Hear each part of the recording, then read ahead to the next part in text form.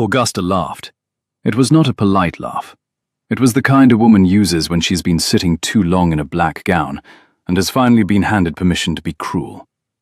Her hand rose, then settled flat against the polished walnut of the morning room table, and she laughed again, sharper this time, into the silence the solicitor had carefully arranged between the words of the will. "That cannot be the whole of it, Mr. Hollis. Surely my late husband intended to leave more than that to a stepdaughter." Catherine Whitmore did not move.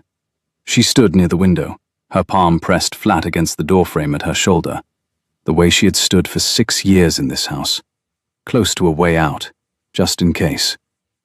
Outside, an October rain was thinning to a mist, and the park's autumn elms shed their leaves one at a time, deliberate as coins onto a counter.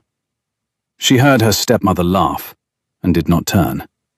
She had been trained by patience to listen first. The morning room had been arranged for an audience.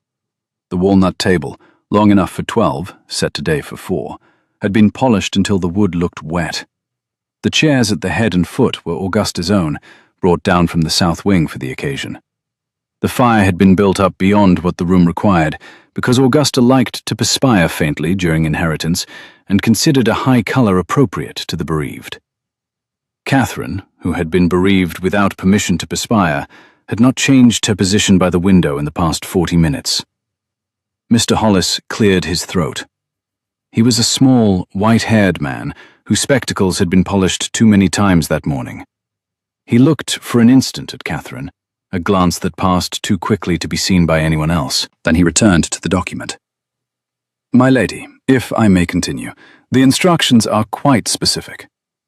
"Continue," Augusta said, and arranged her face into something patient. "By all means. I am sure my husband knew what he was doing when he forgot his only widow." The solicitor's voice resumed, dry and exact. "To my daughter, Catherine Ann Whitmore, I leave the principal sum of the estate, the freehold of Whitmore Hall and its appurtenant lands, the contents of the library, the Eastern farms, the colliery share, and the proceeds of the Lincolnshire Trust, the management of which has, for the past 8 years, been held by my dearest friend and named trustee, James Forsyth, Duke of Ravenscar." Augusta's smile did not falter. It froze. The expression travelled in a curious order. First, the corners of her mouth, which set, then the line of her jaw, which tightened. Last, her eyes, which became briefly, perfectly empty, before she remembered that she was being observed, and refilled them with the appropriate widow's grief. "To my widow, the Lady Augusta Whitmore," Mr. Hollis went on, "I leave the south wing of Whitmore Hall, for so long as she shall not remarry, the pin money established at our marriage, and my regret that I did not better know her before I gave her my name." The silence in the room was not the silence of stunned grief. It was the silence of a card table when the marked card has been turned face up, and everyone has, in a single instant, recalculated. Cassius Trent, Augusta's son from her first marriage, set down his coffee. He was 24, and beautiful in the way certain young men are, who have been told too often and too early that they are. He wore an indigo coat cut a season too late for London, and his fair hair had been arranged with the care of a man who believed that arrangement was character. He looked at his mother. His mother, by long understanding, did not look back. Cassius then looked at the document on the table, and his pretty mouth thinned, and Catherine, who had been watching the window glass for 6 years, saw the whole calculation happen in his reflection in the polished walnut. "There is a mistake in the document," Cassius said, in a voice that had been practiced. There was, Mr. Hollis told them firmly, no mistake. Cassius answered that his stepfather would not have placed the bulk of his estate under the trust of a stranger, and Mr. Hollis answered, with the patience of a man who had been preparing the sentence for 3 weeks, that His Grace, the Duke of Ravenscar, was not a stranger. He had served under Sir Edmund in Spain. Sir Edmund had stood as guardian to him during the Forsyth minority. The trust was drawn in 1808, witnessed in 1809, and amended only twice in the 18 years of their acquaintance. It was, he said without raising his voice, the most carefully written instrument he had ever drafted. and he had drafted instruments for 37 years. Cassius asked, with the false ease of a man trying his second strategy of the morning, where the trustee was, then, and was the trustee informed, and why was the trustee not at present in this room? Mr. Hollis answered each question in order. The trustee had been informed of his obligations under the will. The trustee was not in this room. Mr. Hollis allowed himself, for the first time that morning, the faintest movement of lip. Not a smile, but the precursor of one, swiftly suppressed. No, he is not in this room. Catherine moved at last. She turned from the window slowly, because rapid movement made Augusta look at one with too much interest, and crossed to the table where the document lay. She did not sit. She did not need to read it. She had felt, all the morning, that something in the air was going to be rearranged. She had not expected it to land in her hand. "May I see it?" she asked, and Mr. Hollis pushed the document an inch toward her, with the careful gravity of a man passing a candle in the wind. "Of course, Miss Whitmore. It is your father's hand from page 3 onwards. The codicil is in mine." Catherine read the principal clause. The page smelled faintly of beeswax and tobacco. Her father's desk smell, preserved on the paper as if some part of him had been folded into it. She read it twice. The second time she allowed her hand to lift from the doorframe behind her and to settle, instead, on the table beside the document, palm down, steady. It was the closest she had come to weeping since the funeral, and she did not weep. She returned the document to Mr. Hollis. She thanked him quietly and stepped back, and let the silence resume its work in the room. "Catherine," Augusta said. Catherine looked up. Augusta's voice had recovered its London pitch, controlled, clear, designed to be remembered correctly later.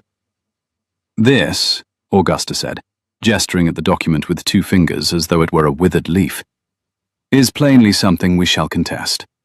Mr. Hollis can have no objection to that. In the meantime—" The footman opened the door. He did not announce. The footman never opened doors to the morning room without announcing, because Augusta would have his livery for it, and the entire household knew that. The footman opened the door because the man behind him had not waited to be announced. The Duke of Ravenscar walked into the room. He was not what Augusta had been preparing for. Augusta had been preparing, all morning, for an elderly trustee, some old soldier of her late husband's regiment, gouty and conventional and persuadable. The man who entered the morning room was 28 years old. He was tall in the way that made doorways seem badly sized. He was broad through the shoulders in the way that made coats look as though they had been honestly earned. And his eyes, when they swept the table once and settled on Catherine, were the colour of a Lincolnshire autumn, which is to say grey, and warmer than grey had any right to be. He bowed, to Catherine first, and gave her her name. She inclined her head a careful inch and gave him his title, and he straightened and went on without preamble. "I am sorry I am late. I was on the Lincoln Road since 5 this morning, and the bridge at Newark was down. I had not thought it would matter. I see I was wrong." He turned then, as though at some delayed afterthought, to the rest of the room, and gave the others their names: Lady Augusta, Mr. Trent, Mr. Hollis, in an order that arranged them, by the slightest pressure of his attention, into a hierarchy they had not previously occupied. Mr. Hollis was suddenly standing. The Duke did not seem to require this, and did not, at any rate, mark it. He took 2 further steps into the room, stopped at a distance that was respectful of the table, without being subordinate to it, and addressed himself to the solicitor over the heads of the seated, asking whether the principal clause had been read. Catherine answered before Mr. Hollis could. She said it had. The Duke asked after the codicil. She answered that it had not been. He nodded once and gestured for the solicitor to wait. "Then before he does, allow me to settle one matter." The Duke set his gloves on the table, leather worn at the wrist, riding gloves, not London ones, and then his hat, and then he looked at Augusta. He did not raise his voice. He did not need to. His voice, when it came, was the voice of a man who had been cross-examined in his own counting-house at the age of 20 by a war-aged colonel, and had lived, since then, with the conviction that voice raised was voice wasted. Madam, you will leave the south wing of this house standing. You will not sell the library. You will not pawn the silver. You will not, between today and the time you are removed from these walls by Michaelmas next, make any decision regarding this estate that is not mine to make. The trust is my charge. Your husband, who was my dearest friend, placed it in my hand for a reason. I am here to honor him. I would advise you not to contest that intention in a court of chancery, because the document is sound, and because I will be the man at the table opposite your counsel, and I have been the man at that table before. Your Grace is impertinent, Augusta said. The flatness in her voice was new. The laugh had drained out of her face, and the color with it. The room had warmed 2 degrees while the Duke spoke. Augusta, having warmed disproportionately during the will's earlier reading, was now visibly damp at the temple. I am, madam, he said. I have been impertinent in the service of your husband for 18 years. I do not propose to stop today. He turned again to Catherine, and the whole room reorganized around the slow movement of his shoulders. His face, in the light of the high east windows, was not a handsome face in the London sense. It was a face that had been weathered into its arrangement, and a face that had carried something for a long time, and had learned not to say so. It was, Catherine thought, a face she had been waiting to see, without having known she had been waiting. Miss Whitmore, he said, I have come to do 2 things. The first is to read the codicil, which Mr. Hollis will do in a moment, and which you are entitled to hear in privacy if you wish. The second is to ask whether you will permit me, this afternoon, to escort you and your old governess to Ravenscar Park, where you will be safe, and where the management of an estate that is now legally yours can begin under conditions other than these. Augusta's hand closed on the arm of her chair. The knuckles whitened in a way Catherine had seen often. Catherine, Augusta said, is in mourning. Catherine is not going anywhere with you. Catherine spoke before the Duke could. She did not raise her voice either. She had been raised by patience to listen first. She had also been raised by the same patience to choose the moment one stopped listening. Catherine, she said, is standing here. Catherine is 25 years old, and Catherine will speak for herself. The Duke did not smile.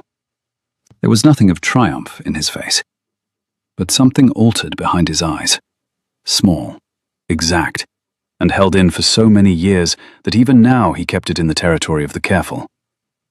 He inclined his head and waited.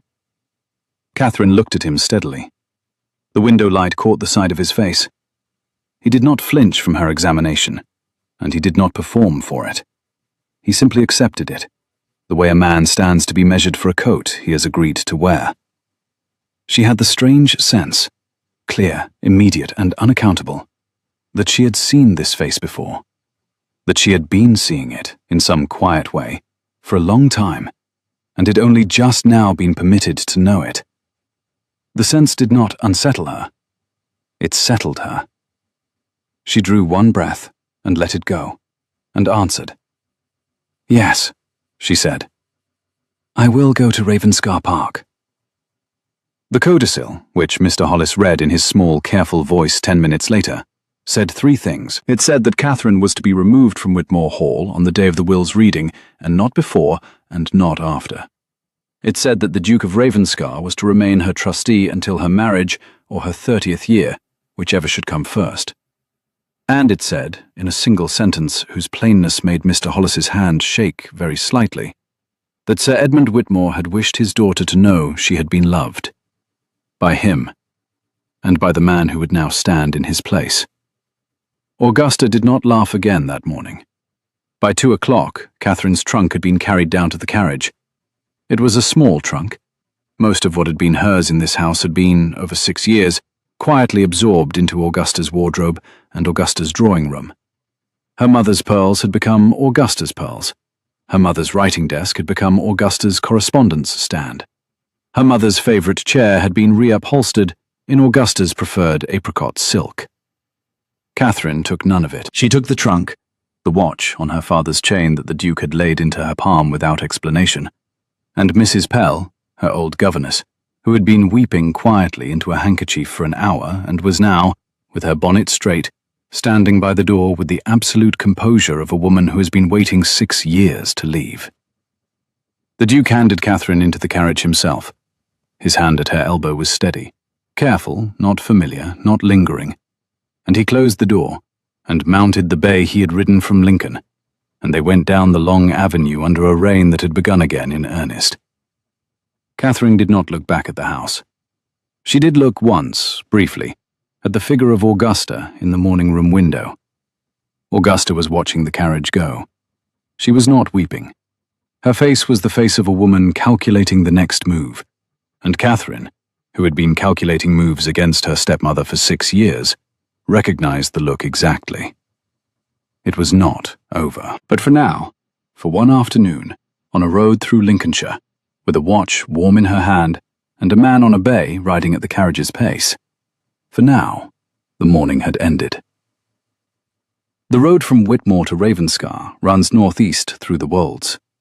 It rises out of the cars in the first hour, climbs through beech and oak in the second, and breaks at last onto open country in the third, where the wind comes off the sea 20 miles to the east, and the sky becomes the kind of sky that does not interest itself in the doings of those beneath it. Catherine watched the country pass. She had ridden this road perhaps 4 times in her life, and never to its end. Each turning she remembered from childhood: the pollarded lime at the second milestone, the white inn at the fork, arrived now in a sequence that felt deliberate, as though her father had laid the route down for her, milestone by milestone, 8 years before, and only now permitted her to walk it. Catherine pressed her palm flat against the inner wall of the carriage. Then, deliberately, she took it away and set both hands in her lap. Mrs. Pell, opposite her, looked up from her handkerchief. "My dear," Mrs. Pell said, "what manner of man have we just been collected by?" Catherine considered the question. "I do not yet know," she said, "but I think we have just been collected by a man who has been waiting a very long time to do it."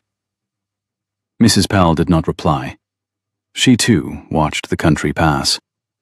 After a time she removed her bonnet, settled it on the seat beside her, and slept. Ravenscar Park was 3 hours by carriage. It rose out of an oak avenue on the second hour, a long, low country house of pale Lincolnshire stone, set against an autumn sky that had cleared at last into bands of rose and slate. There were 3 lights burning in the lower windows when they arrived, although it was not yet dark. The household, Catherine understood at once, had been told to expect her. She had not, in fact, been to Ravenscar before. She had heard her father speak of it perhaps a dozen times, in passing, in approval, but she had never been brought here, and she had asked, once, when she was 17, why she was not, and her father had said only that the matter was complicated, and that there would be a time, and that the time was not yet. Now, standing at the steps of a house she had never seen, with a man she had met that morning, on the day she had inherited an estate she had not known was hers, Catherine had a very clear and very inconvenient thought. The time had been planned for. By her father. By this man. For a long while. She did not, however, intend to ask about that yet.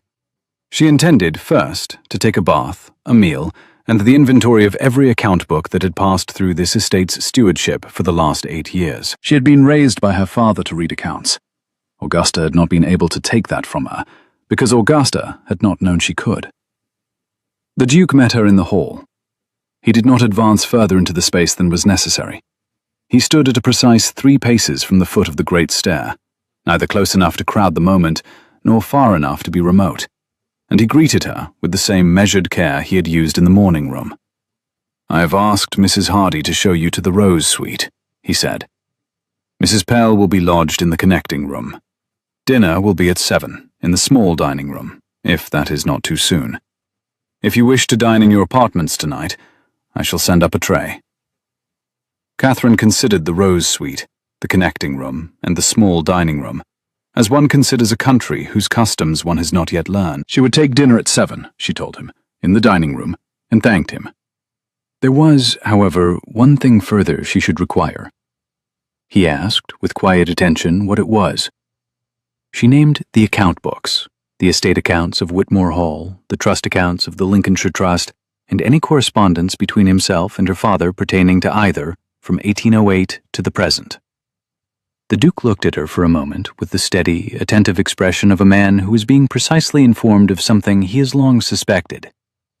He answered that she should have them in the library after dinner, that night, yes. They were already in this house. Of course they were, Catherine said very quietly, and went up the stairs. The Rose Suite faced south. Mrs. Hardy, the housekeeper, had laid a fire in it that morning at 6, and there was hot water and 2 ewers and dry towels on a stand, and a pot of late chrysanthemums on the writing desk. Catherine sat for some minutes on the edge of the bed without removing her gloves. Then she removed her gloves, and her bonnet, and her travelling cloak, and laid them carefully across the chair, and went to the window. The southern lawn ran down to a small lake. A pair of geese moved on the grass. There was nothing at all on the lawn that suggested cruelty, or calculation, or the kind of arithmetic Augusta had practiced for 6 years in the morning room at Whitmore. Catherine watched the geese for a long time. She did not, in those minutes, decide anything. She simply allowed the inside of her chest to slow, gradually, to the rhythm of a house that did not require her to be vigilant. The library at Ravenscar Park was nothing like the library at Whitmore Hall. The library at Whitmore had been her father's room, and, after his death, the room from which Augusta had begun, week by week, to remove its books. 300 volumes sold to a Lincoln dealer in the spring, 200 more in the summer, the maps from the long table in September. By October, there had been more dust than spines on the eastern wall. Catherine had watched it gutted as one watches a forest cleared, and had said nothing, because saying things to Augusta had not, in 6 years, ever produced a different outcome. The library at Ravenscar was full. The shelves climbed 2 stories. There was a fire in the hearth, 3 lamps burning, and on the long oak table, the Duke had ordered a pile of ledgers and 2 stacks of letter bundles tied with red tape. He stood beside the table when she came in. He had changed his coat for a darker one, and she saw, for the first time without a hat to interrupt the line, but his hair fell unfashionably long over his collar. Not slovenly, deliberately, and that his hands, when they rested on the back of a chair, were broad and scarred along the knuckles in a way that gentlemen's hands usually are not. "These are the trust accounts," he said, indicating the right-hand stack. "These are the Whitmore Hall accounts your father required me to audit each Michaelmas. These are the letters between us from 1808 to 1816. You will find that he wrote to me about you a great deal." Catherine moved to the table. She drew the first ledger toward her without sitting. The leather of the cover was worn smooth at the corners, handled, often, by careful hands. She asked from what age her father had begun. The Duke hesitated for the first time since she had met him. The hesitation was not evasion. It was the pause of a man who had long known the answer to a question, and had not, in 8 years, been asked it aloud. He answered that the letters had begun the year she turned 17, and that they had continued every quarter, without exception, for the 8 years since. Catherine sat down at the long table. She drew the first ledger toward her. She opened it. "You will be in the way," she said without looking up, "if you stand there. Sit down, Your Grace, or go somewhere." He chose, after a moment of consideration, to sit, not at the head of the table, not opposite her, but 2 chairs distant, on her own side, where he could see what she saw. He did not speak. He did not offer help. He had, she realized after a half hour, ordered a pot of tea brought in and set at her right hand, and she had not noticed him doing it. The fire popped behind them. A mantel clock ticked. The library smelled of beeswax and book leather and, more faintly, the wood smoke that drifted through the house from the kitchen end. She read for 40 minutes without speaking. Her finger, moving down the columns of the colliery share ledger, did not waver. The Duke watched her finger move, and watched her shoulders set as she encountered each entry, and did not interrupt. He had been audited in his time by men with cigars and brandy and the mannerisms of conviction. He had never been audited by a woman in a dark grey gown who had not eaten since breakfast, and who turned each page with a small, exact pressure of the thumb. He found, to his own quiet surprise, that he preferred this kind of audit. He found also that he was, for the first time in 8 years, not at all certain he would survive it. She looked up at last. She tapped the ledger once with her forefinger. "Your Grace, you have audited Whitmore Hall every Michaelmas for 8 years. The colliery share has earned £6,000 since my father's death. None of it has been spent on the estate. Where is it?" "It was in the trust," he answered, "held against her majority, which, by the codicil, was the day of the will's reading. Today." £6,000, she repeated, and he corrected her, gently. 6,043. The April warrant had not yet cleared. Catherine set both hands flat on the ledger cover, palms down, the way she had set them on the morning room table at Whitmore. She did not weep. She was, in fact, considering, with very great clarity, exactly which questions she meant to ask this man, and in what order, and with what weight. "My stepmother told me in March that there was no money for new boots for Mrs. Pell. My father had been gone 7 months. There was £6,000 in a trust he had drawn for me, and my old governess walked through a Lincolnshire winter in boots that she had stitched the soles of herself 3 times, because my stepmother told her there was no money. You knew this." "I knew the trust was sound," he said. "I did not know about the boots." A coal shifted in the grate. Catherine closed the ledger. She kept her hands on the cover. The clock on the mantel struck the half-hour, and the half-hour note faded, and the silence went on a moment longer than the Duke had perhaps prepared for. "I will ask you something," she said, "and I want a true answer. Why did you not come for me before today?" The Duke leaned back in his chair. He looked, for the first time, his age, or perhaps slightly older than his age. The fire moved on his face. "Because your father asked me not to. He believed your stepmother would read any approach from me as an attempt to seize the estate in his lifetime, and that she would have responded by removing you to her sister's house in Norfolk, or I could not have reached you without scandal.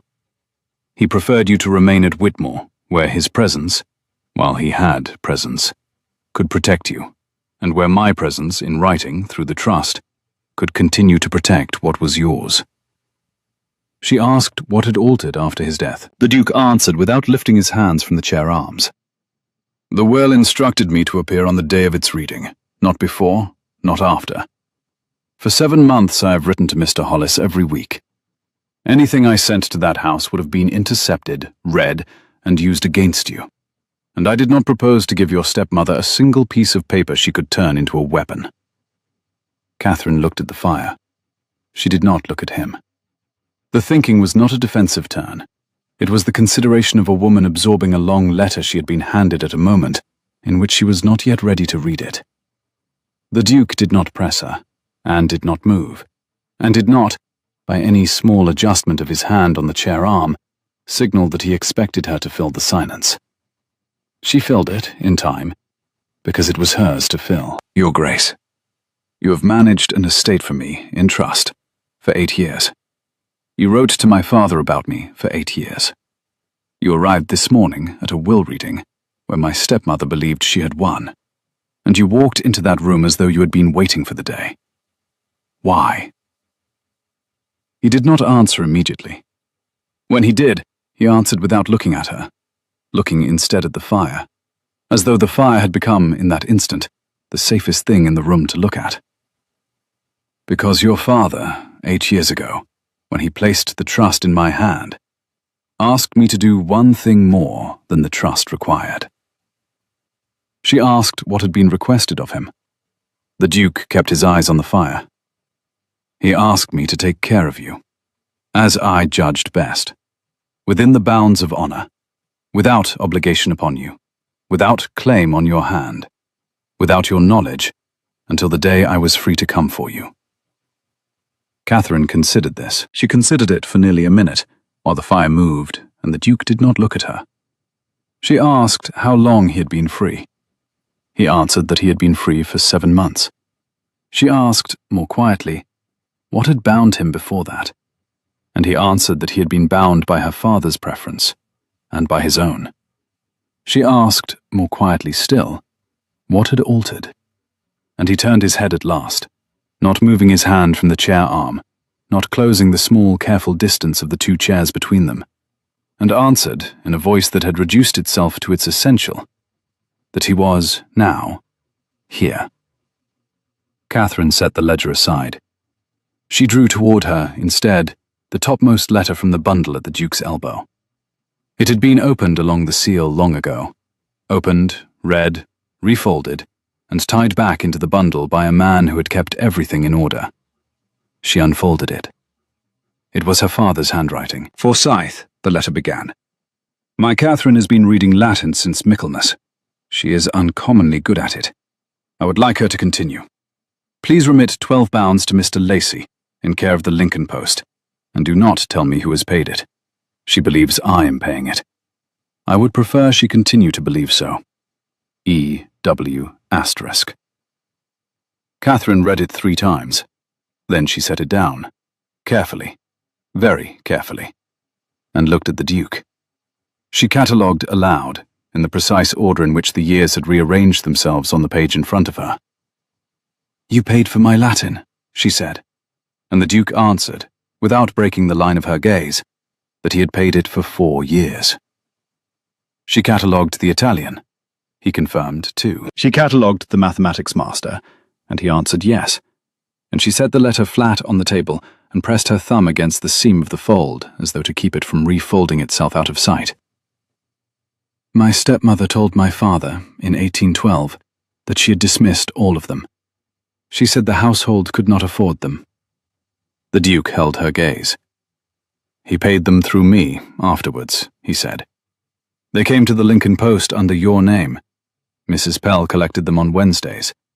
He had thought, until the year he was lost to me, that you continued to believe yourself the recipient of his small, reasonable indulgence.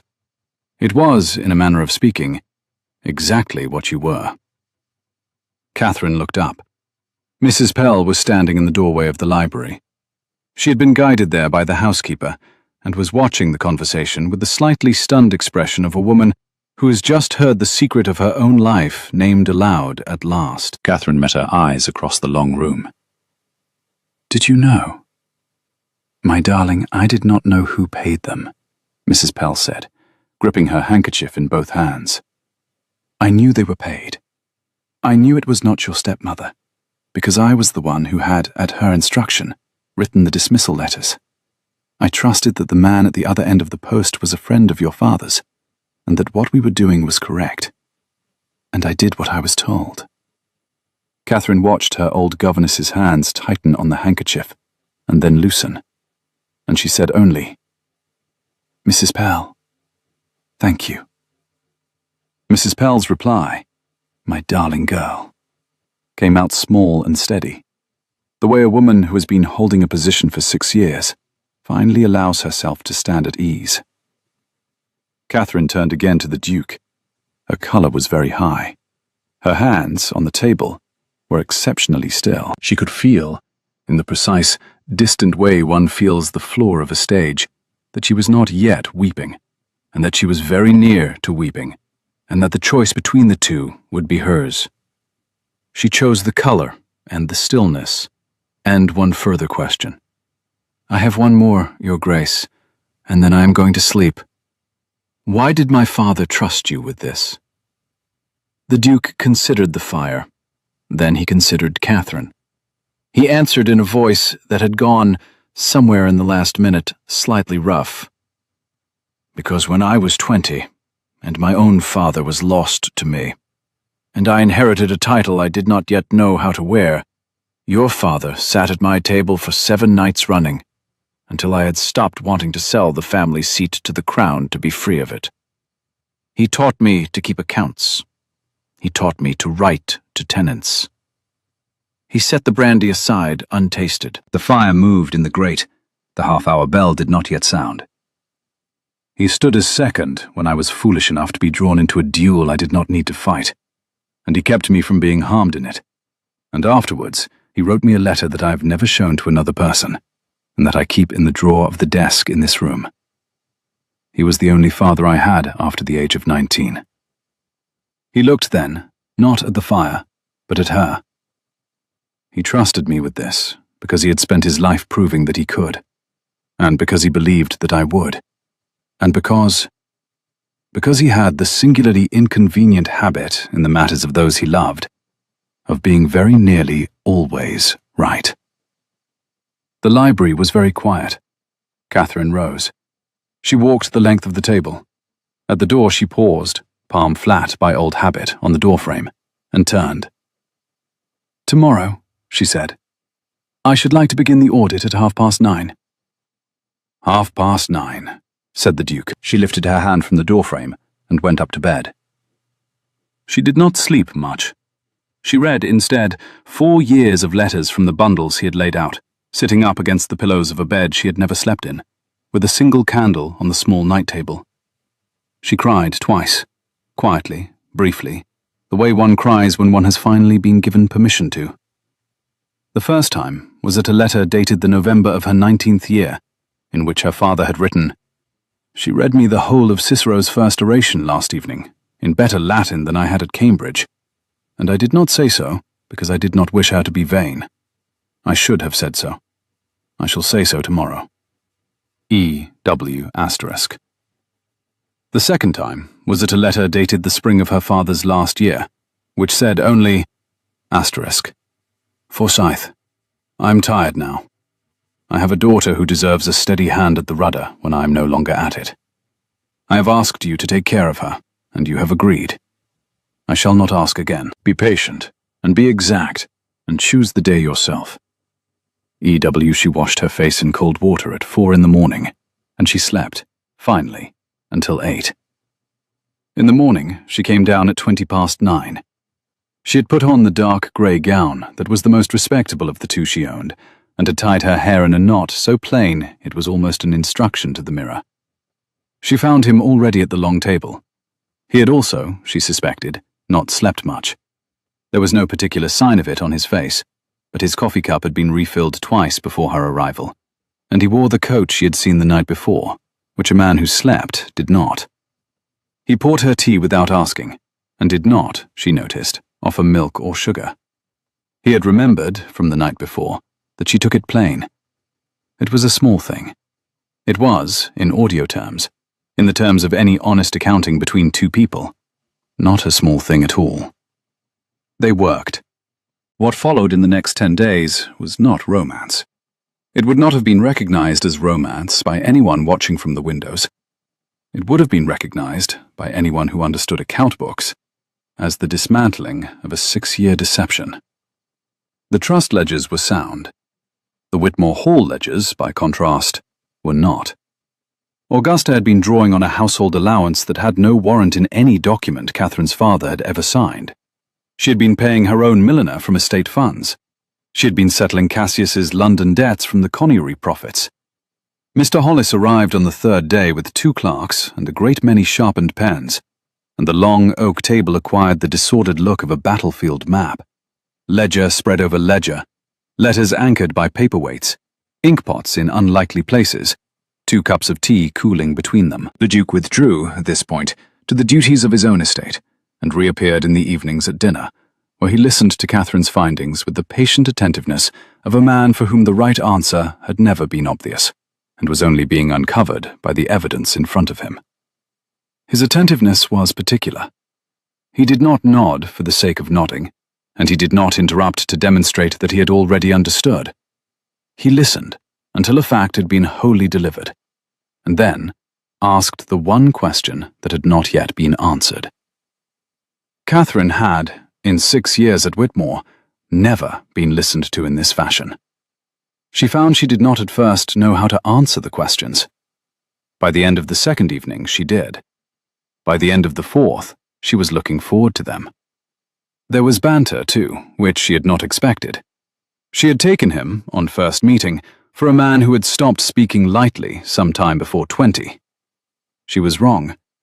The Duke spoke lightly when his estate was running well, when his ledgers were balanced, and when the woman at the other end of his table was— The realization came to him slowly, and then all at once, on the fourth evening, looking, every now and again, as though she might allow herself to laugh. It happened on the fifth evening, after Mrs. Hardy had cleared the soup. Catherine had, it turned out, been told a number of things about the household by the housekeeper that morning, and arrived at dinner armed with at least one of them. "Your Grace," she said, "I have been told by your housekeeper that you do not, ordinarily, take dinner in the small dining room." He confirmed it. He ordinarily took dinner, she pressed gently. Where? He answered, at the long desk in the library, with a single candle and whatever could be brought up on a tray. And why, then, were they at present in the small dining room? Because, he said, and the corner of his mouth moved very slightly.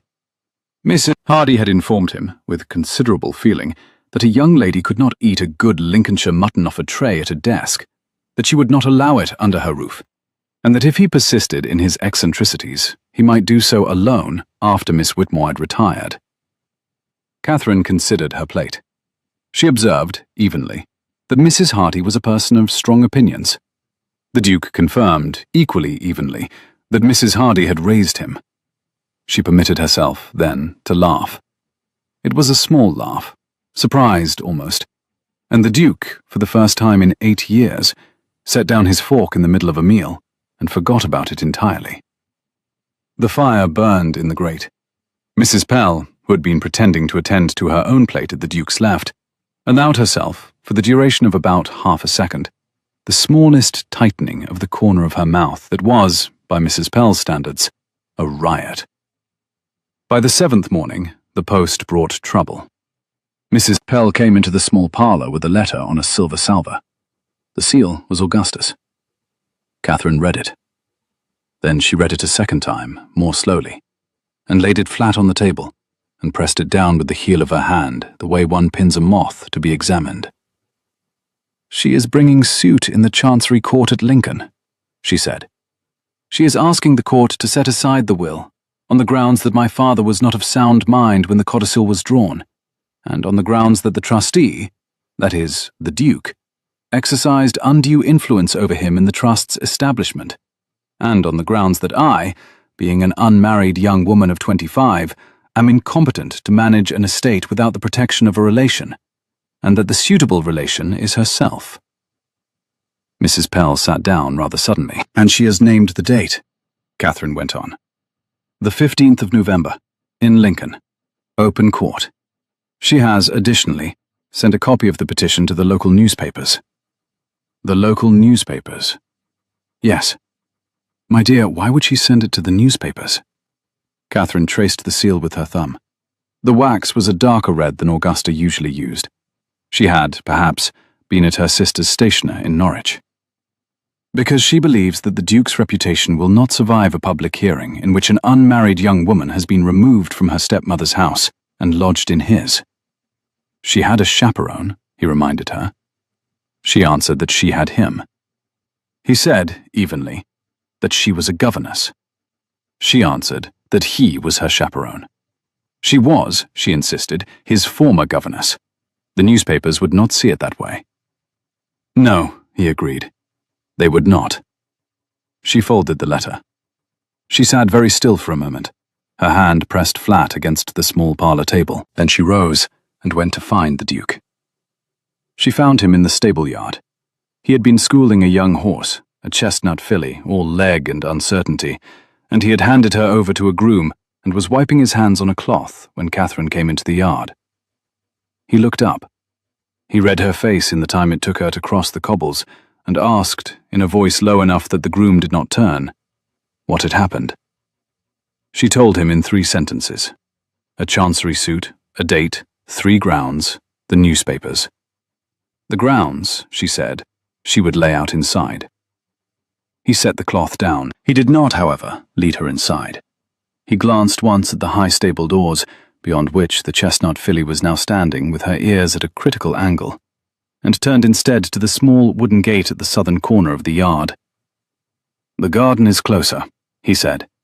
"It is quieter, and we will not be overheard by Mrs. Hardy, who has the hearing of a barn owl." The walled garden had been the kitchen garden once, and was now half a flower garden. Apple trees against the south wall, the last asters of October bowed against the box hedge, a stone bench under a yew. He gestured to the bench. He did not sit. He stood in front of her, with the cloth still in his hand, and listened while she told him the 3 grounds. When she had finished, he was quiet for a moment. Then he said, "Of the 3, the first is impossible. The second is grotesque.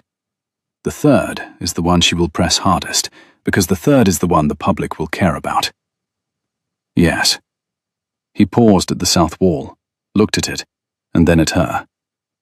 There was, he said, a way to remove the third ground from the petition.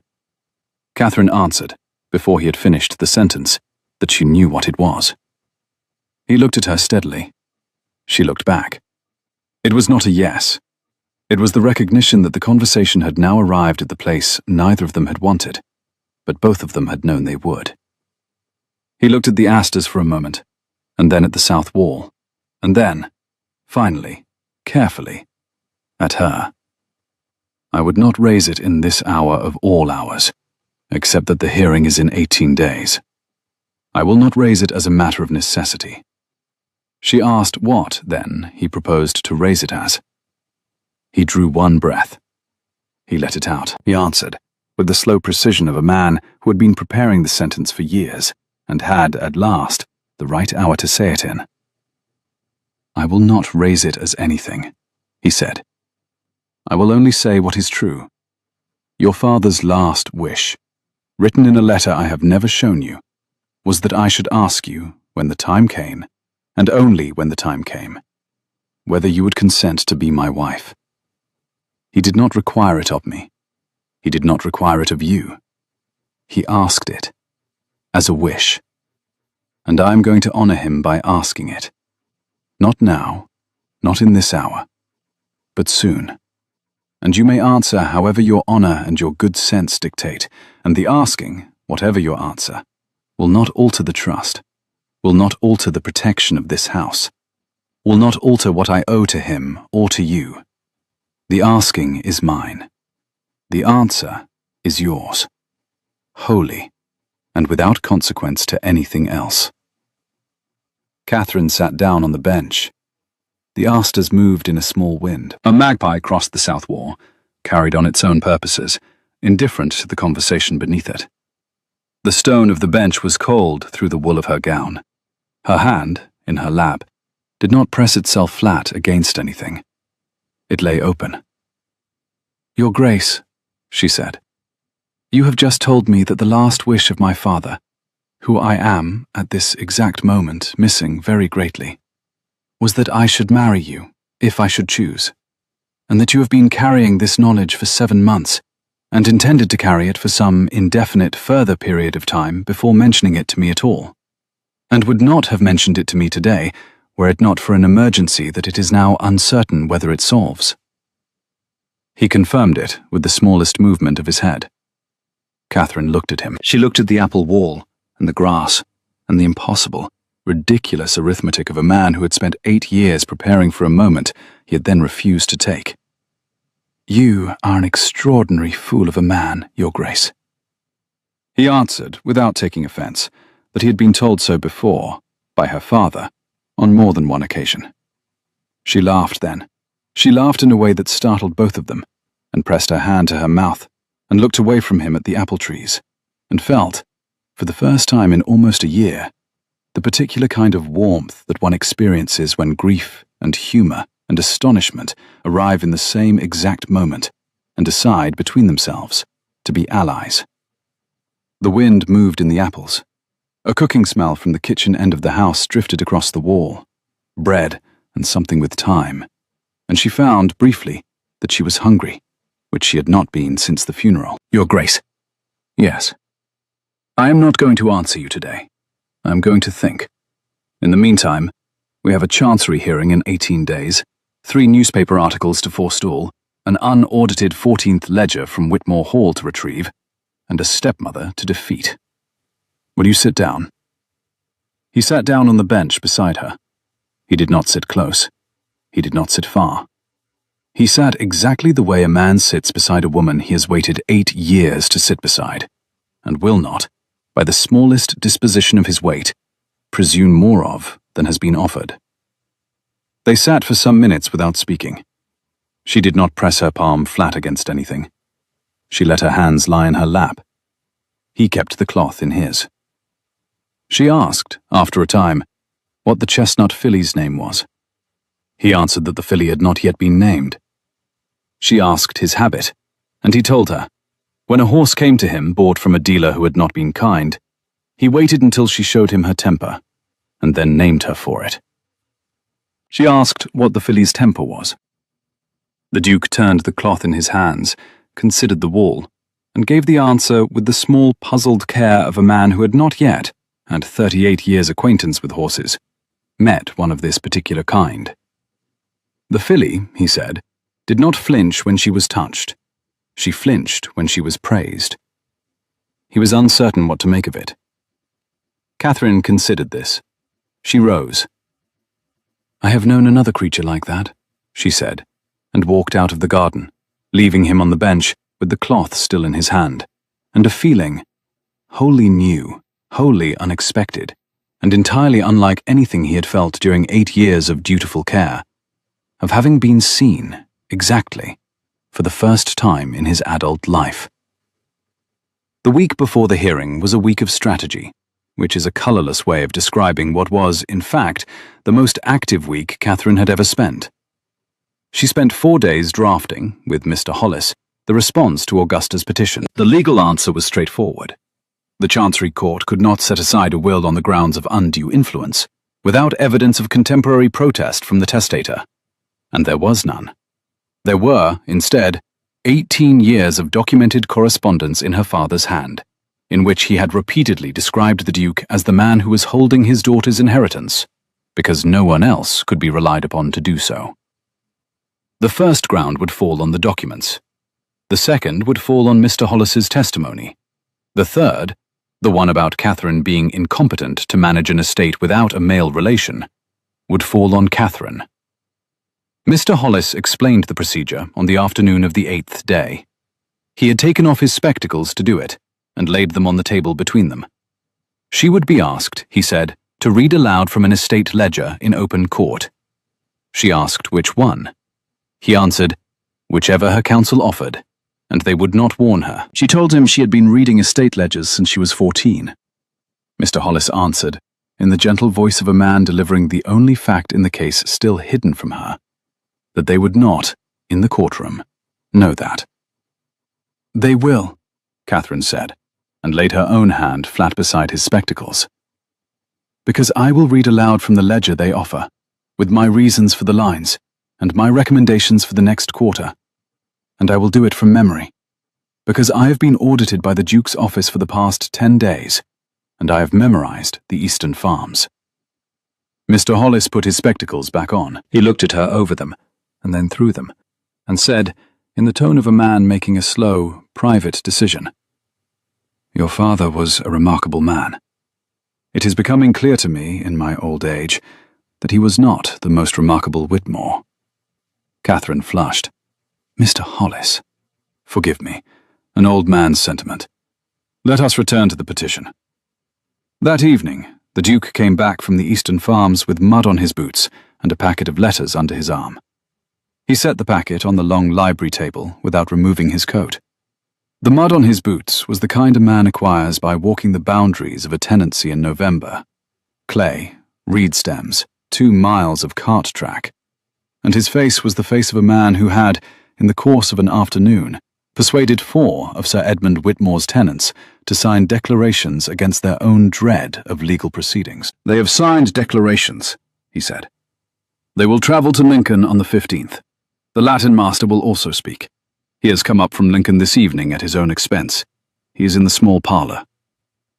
Catherine repeated the name back to him, Mr. Lacey, and he confirmed it with the small inclination of a man who had been arranging this particular meeting for 9 days. She went to the small parlor. Mr. Lacey was a thin, elderly man in a clerical coat who had not been allowed to teach her since she was 16 because Augusta had decided his fees were extortionate. He stood when she came in. He looked at her, and looked at the floor, and looked at her again, and then he wept. Properly, briefly, without apology, and she crossed to him and put her hand on his sleeve and let him weep. He apologized in the small voice of a man who had carried a question for years and had only just been given permission to ask it. She answered him, gently, that there was nothing to forgive. He had been paid, he said, all these years. She answered that she knew. He named his payer, his Grace, and she answered, again, that she knew. He confessed, with a dry, halting note, that he had wondered all this while why she had stopped writing to him. And she shook her head, and told him she had not stopped, that her letters had been intercepted, and that she had assumed, in the absence of his replies, that he had decided she was not worth his trouble. Mr. Lacey looked at the floor again. He had, in his life, taught Latin to 7 dukes' sons and 1 earl's grandson, and he had thought he had seen most varieties of family arrangement. He had not seen this one. He cleared his throat with the small, dignified cough of a man preparing to make a small, dignified offer. I shall be in Lincoln on the 15th. Will you read with me before then? We have 10 days. I will permit you, Catherine said, and I shall be grateful. Cicero or Virgil, Mr. Lacey? Which? Mr. Lacey considered the question with the gravity it deserved. Cicero, if I may. I think we shall need Cicero. She went up the stairs to her rooms. The Duke had passed her in the hall, on his way out, with no more than a nod, and she had not stopped him. She had, instead, gone to her room and shut the door, and sat down on the edge of the bed and held her father's watch in her hand for a long time. The watch ticked. Outside, a wind had risen against the eastern face of the house. Somewhere in the stable yard, the chestnut filly, who had not yet been named, whinnied at a sound only she could hear. The watch's tick was louder than the wind, and the wind was louder than the filly. And Catherine sat with the 3 sounds arranged around her like the 3 voices of a quiet choir, and thought. That night she wrote a letter. She wrote it to her father. She did not address it. She did not seal it. She did not intend to send it. She wrote it because there were things she had needed to say to him before he left her, and which she had not been permitted to say, because he had been ill quickly and gone quickly after, and Augusta had been at the bedside, and Catherine had been kept to the hall. She wrote it for an hour. The candle burned down by a half. She did not, in that hour, raise her head from the page. When she was done, she folded it, and she went down to the library, and she put it inside the drawer of the long desk in the library. The drawer the Duke had mentioned on the first night contained the only letter from her father he had never shown another person. And she closed the drawer without opening it, and went up to bed. In the morning, the Duke saw the corner of her letter where she had not quite closed it. He did not open the drawer. He touched the wood once with the flat of his hand, and went to breakfast. The 15th of November came in Lincoln, under a sky of cold blue. The wind was off the wolds. The cathedral bells, from the upper city, struck 9 as the carriage drew up at the old castle quarter. There was a small crowd already gathered at the Chancery Court door, a paper and pencil crowd, not a torch and pitchfork crowd, but a crowd nonetheless. And a man in a brown coat with a notebook tried to catch Catherine's eye as she stepped down. The Duke stepped between them without seeming to. Catherine did not, in the event, look up. The Chancery Court at Lincoln was a long, panelled room in the old castle quarter, with high windows and a fire that did not quite warm the gallery. By 10 o'clock, the gallery was full. Augusta had done her work. The newspapers had run her petition for 9 days, and the public had decided it was a romance. The wicked stepmother, the orphaned heiress, the gallant Duke, the rumoured midnight elopement. The truth, which was duller and more complete, had not entered the headlines. Catherine sat at the petitioner's table beside Mr. Hollis. She wore the dark grey gown. Her hair was plain. She had her father's watch in the inner pocket of her cloak. The Duke was not at the petitioner's table.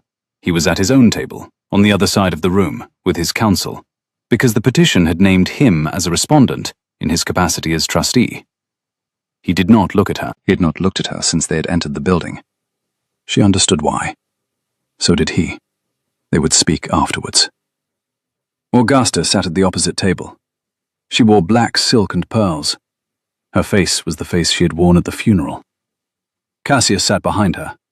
He had come up from London for the hearing in a coat too tight at the shoulder, and he kept tugging at the cuff in a way that suggested either nerves or an ill-fitting tailor. The bench entered. The court rose.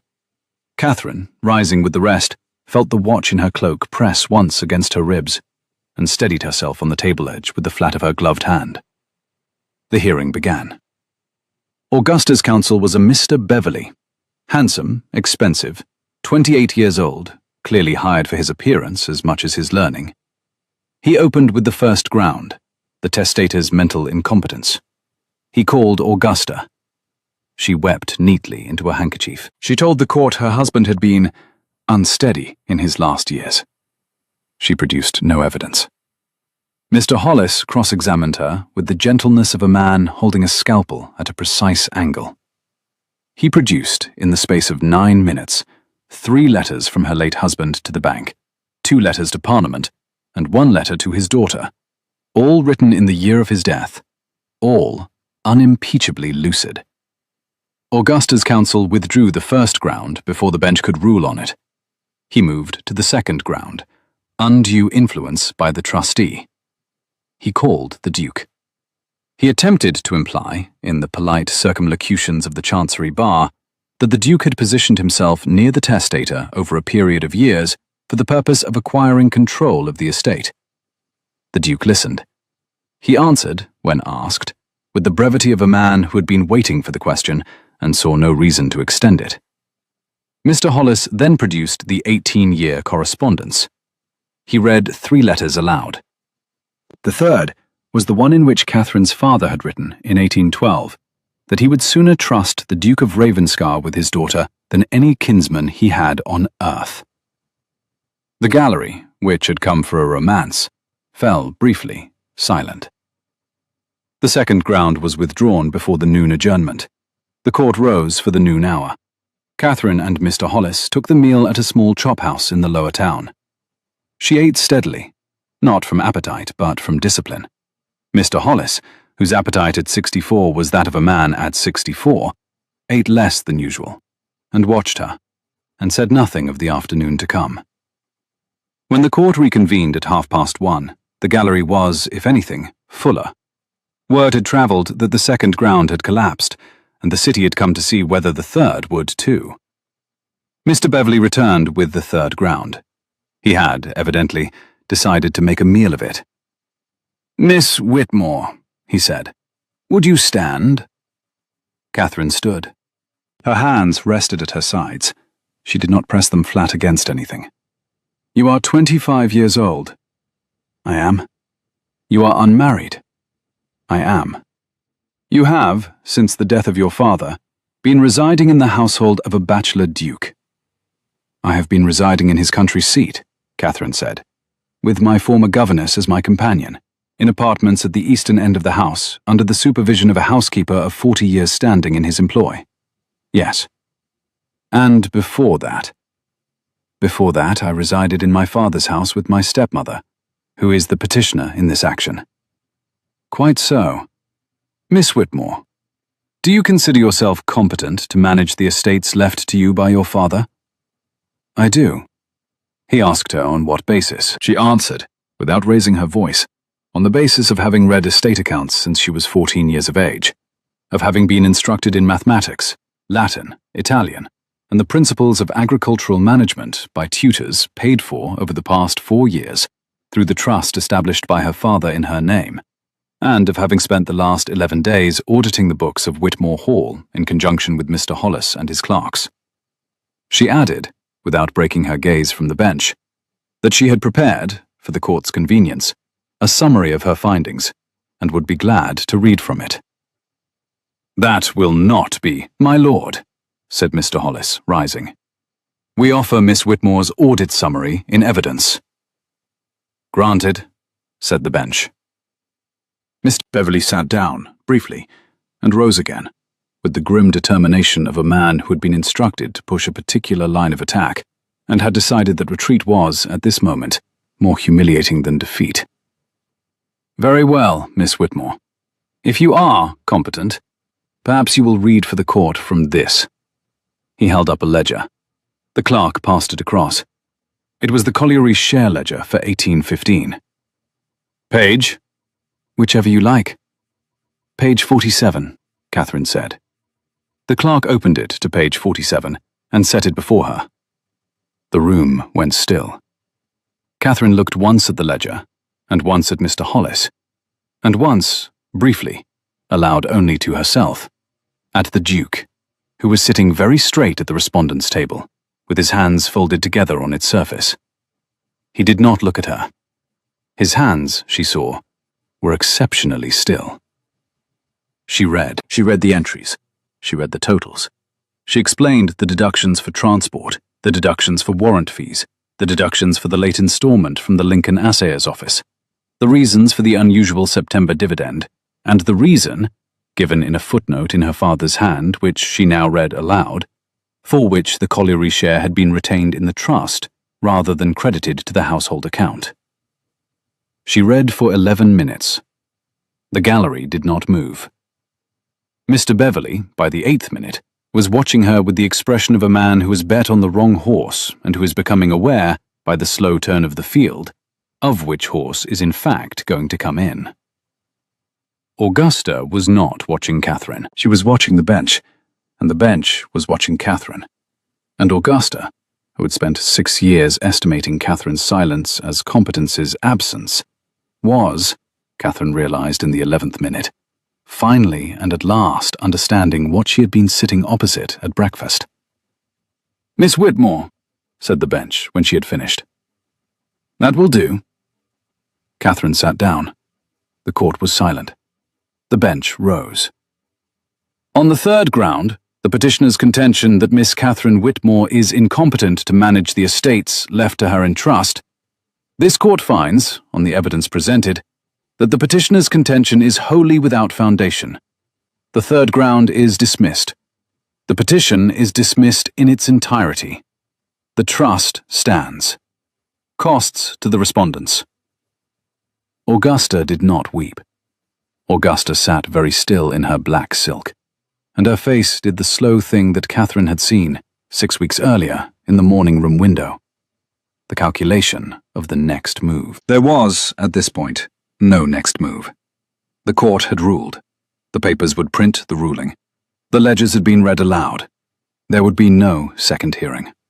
Augusta knew it. So did Cassius. So did everyone in the panelled room. Mr. Beverley bowed to the bench, gathered his papers, and did not look at his client. In the hall outside the courtroom, the Duke crossed to Catherine, and bowed and said, in the lowered voice of a man recovering a privacy taken from him for the morning, "I should like to take you to dinner. There is a private room at the George. They have set a fire. Mrs. Pell is already there. I sent her ahead an hour ago.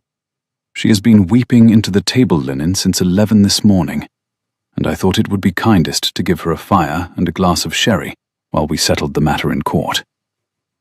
"Your Grace, you are an extraordinarily kind man." "I have been told so, by your father, on more than one occasion." She put her hand on his sleeve. It was the first time she had touched him deliberately. The first time. She felt, beneath the wool of his coat, the steadiness of him, not surprised by her hand, and not unmoved by it, but simply, particularly, present. He did not put his hand over hers. He did not need to. They walked down the corridor of the old castle quarter, Catherine's hand on his arm, Mr. Hollis a discreet 2 paces behind, and out into a Lincoln evening that was already darkening towards the early winter dusk. The light in the lower city was the colour of weak tea. A boy was selling chestnuts at the cathedral corner. A woman in a grey shawl, standing in a doorway, watched them pass with the impassive regard of a townswoman who had learned, in 20 winters of Lincoln gossip, never to admit to having recognized a duke. Catherine kept her hand on his sleeve. The private room at the George was small and warm. Mrs. Pell was at the fire. She had, in fact, stopped weeping by the time they arrived. She was, instead, on her second glass of sherry, and was pinker about the cheeks than Catherine had seen her in 6 years. Mrs. Pell asked whether the Connery ledger had been read. Catherine confirmed it. Mrs. Pell asked whether it had been from memory. Catherine confirmed that, too. Mrs. Pell observed, with the satisfaction that the sherry had not, in fact, supplied, but had merely warmed, that Mr. Lacey would be very pleased. Catherine answered that Mr. Lacey was in the public gallery. She had seen him as she had stood. Mrs. Pell, who had known he would be, accepted the news with the small finality of a governess whose forecasts had been, on this question as on most, exact. The Duke ordered the dinner. He ordered, Catherine noticed, 3 glasses of the inn's best claret, and a roast pheasant, and a syllabub for Mrs. Pell, who had a known and unrepentant fondness for syllabub. They sat. They ate. They spoke of nothing of consequence. Mrs. Pell, who was beginning to understand a great many things she had not understood at the start of the day, kept her counsel and ate her syllabub. Towards the end of the meal, Mrs. Pell announced, with a degree of dignity slightly assisted by sherry, that she was going to walk in the inn yard and look at the stars, and that nobody was to follow her, and that she would return in precisely 20 minutes, at which point she would expect to be escorted to her bedchamber. She left. The door closed. The fire shifted in the grate. A coachman in the yard called to a horse. Somewhere in the upper rooms of the inn, a door opened and shut. Catherine looked at the Duke. The Duke looked at the fire. They sat in the small private room at the George Hotel in Lincoln on the evening of the 15th of November, 1816, and the silence between them was not a silence of awkwardness. It was the silence of 2 people who have arrived, by long and separate routes, at the same hour, and who are perhaps, for the first time, both of them aware of it. "Your Grace," she said, "it has been 18 days. You said you would ask me." "I said I would ask you. Soon." "This is soon enough." He set down his glass. He did not, she noticed, take her hand. He had not taken her hand once in 18 days, except to hand her into a carriage, which was a duty, and once to lift her down from the chestnut filly, which was nearly a duty. He sat opposite her, and asked her, formally, plainly, exactly, whether she would consent to be his wife. Catherine considered him. She considered the ledger he had kept in trust for 8 years, the 4 years of Latin payments and the 2 years of Italian, Mrs. Pell's boots, Mr. Lacey's tears, the 18-year correspondence, and the fact that he had not opened the drawer of the long desk to read the letter she had written to her father, although the corner had been visible. She considered, last of all, the particular steadiness of his right hand on the back of his chair, which had not moved in some moments, and the careful, quiet face of a man whom she had, somewhere between the morning room and this private room, come to know. "Your Grace," she said, "I have one condition." "Name it." "You will not ever, for so long as we are both alive, refer to this evening's proposal as the rescue of an unmarried young woman from a chancery court. You will not refer to it as a duty fulfilled to my late father. You will not refer to it as the necessary consequence of a public hearing. You will refer to it, when you refer to it, as what it actually is, which is the consequence of having known me, in part, for 10 weeks, and in full, for 11 days, and of having decided, against your considerable original intention to remain my trustee for some indefinite period of my majority, that you would prefer not to." "Yes," he said, "I accept the condition. And yes, that is the consequence." "Then yes, Your Grace." "Yes, what?" "Yes, I will marry you." He closed his eyes. He did not, even now, take her hand. He was, she realized, with a small, clear pang of love that she would not call by that name yet. A man who had been waiting for this moment for so long that he was being very careful in the moment itself, not to break it by moving too quickly. She did not, herself, propose to wait. She rose. She crossed to him. She put her hand deliberately on his cheek, and he opened his eyes and looked up at her, and she bent and kissed him, once, briefly, exactly the way one signs a name to a contract one has read carefully and intends to honor. He did not, even then, grab. He raised his hand to her wrist, gently, and held it there, warm, steady, scarred along the knuckles. And that, between them, was the first kiss.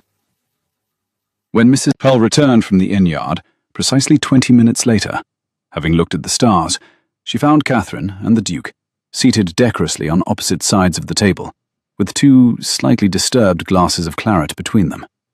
And she observed, with the practiced eye of a governess, that something had been settled, and asked no questions, and proposed bed. They were married in the small chapel at Ravenscar Park on the 2nd of January, in the new year, by a Lincolnshire bishop who had known Sir Edmund Whitmore for 30 years, and who, before the service, took Catherine's hand in his and said only, "He would have been very pleased, my child," and turned away to put on his vestments before either of them could compose a reply. The chapel was small. The congregation was smaller.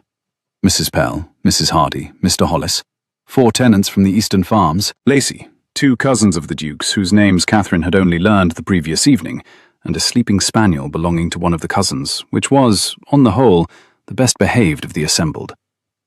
The bishop's voice, in the small space, sounded twice, once as a man's voice, and once as the chapel's echo. And when he pronounced them married, the echo arrived a half-beat after, like a witness too old to hurry. Augusta did not attend. Augusta had retired, by mutual agreement of the trust and her remaining council, to her sister's house in Norfolk, with the South Wing's pin money intact, and a quiet understanding that she would not be welcomed at Lincolnshire society for some considerable time. Cassius had been packed off to a position with a cousin in the East India Company that he had not requested, and had not been given the option to refuse. He wrote, 6 months later, from Calcutta, a letter of the kind young men write when they have begun to suspect that ill-tailored coats may not, after all, be the worst fate that might have befallen them. Catherine read it. She wrote a short reply. She did not, as Augusta would have, mention any of it ever again. In April, the chestnut filly, who had by then been named Cicero on Catherine's stubborn insistence and Mr. Lacey's quiet delight, was put to her first proper schooling under saddle. She did not flinch when she was touched. She flinched once when Catherine said, "Good girl," and then, the second time, did not flinch, because Catherine had laid her gloved hand against the filly's neck in the same exact moment, palm flat, the way Catherine had once pressed her palm against door frames. Cicero had, by that exchange, learned the difference between a praise that asked for something in return and a praise that did not. So, by then, had Catherine. By June, the library at Whitmore Hall, which had been sold, book by book, over Augusta's 6-year tenancy, had been bought back.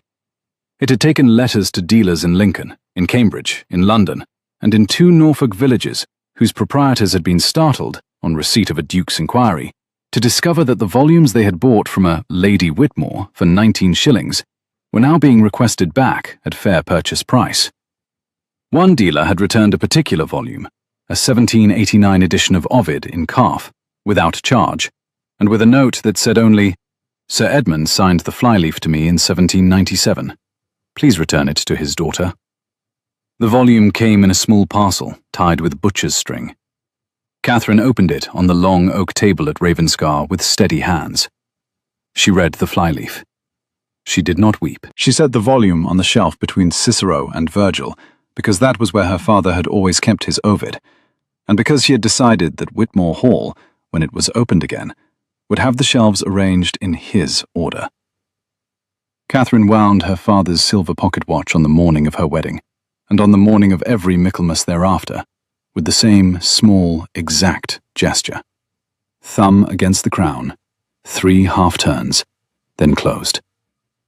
The watch had stopped on the morning of his last hour, at 4:20. It had been started again at 4:20 on the afternoon she went to Ravenscar by the Duke himself, who had laid it into her palm at the carriage door without explanation, and who had said only, when she asked him later why he had wound it, "It seemed to me that he would have wished it to keep moving." The watch kept moving. In the spring of the year after their marriage, Catherine sat at the long table in the library at Ravenscar Park, with the ledger open in front of her, the colliery accounts, Michaelmas Quarter, and wrote a small annotation in the margin, a footnote, in her own hand, exactly in the manner her father had done. Her husband sat 2 chairs distant on the same side of the table, where he could see what she saw, and did not interrupt. The fire moved on the long wall. Mrs. Hardy, who had been, all morning, in a state of particular satisfaction, came in twice to refill the pot of tea and to say, on the second occasion, that supper would be at 7 in the small dining room, and that under no circumstances would a tray be permitted in this house ever again. Catherine looked up.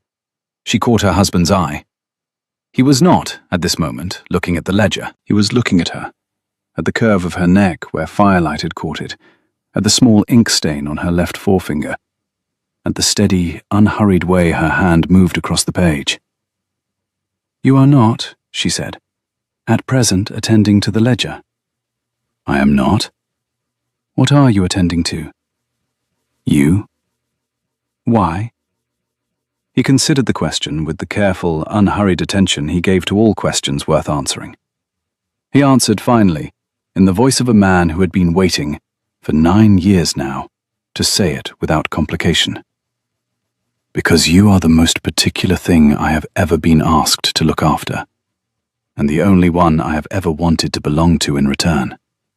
And I am not yet, I think I shall never be entirely, over the small, daily astonishment of looking up from a ledger and finding you in the room." Catherine pressed her palm flat against the table. She kept it there. She did not move it away. She let it be seen. "I love you," she said. "I know." "Did you know?"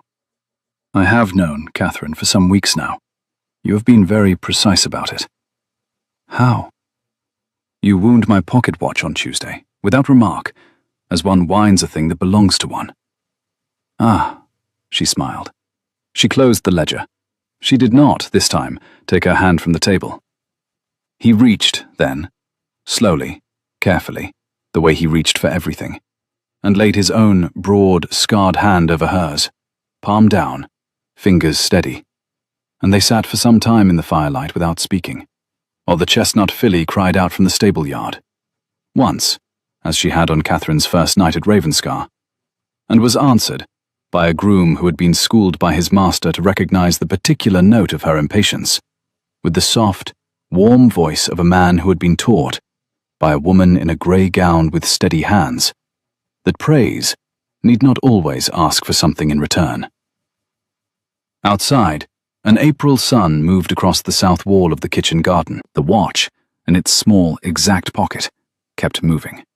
So, at the long table in the library at Ravenscar Park, did her husband's hand on hers. Not in claim, not in custody, but in the quiet, daily, ordinary settlement of 2 people who had been, by the slow, careful patience of one stubborn man and the steady, clear eye of one composed woman, brought at last into the same room, in the same hour, on the same side of the table, where they intended to remain. If you have ever been the quiet one in the corner, the daughter the room forgot, the woman the family underestimated, the heart that kept its accounts in private because no one had ever asked to read them, I should very much like to know, in the comments, which scene tonight you carried with you into your own evening. Tell me. I read every one. And if you would like another fireside story tomorrow, you know where to find the bell. Sleep warm. The fire will be lit again.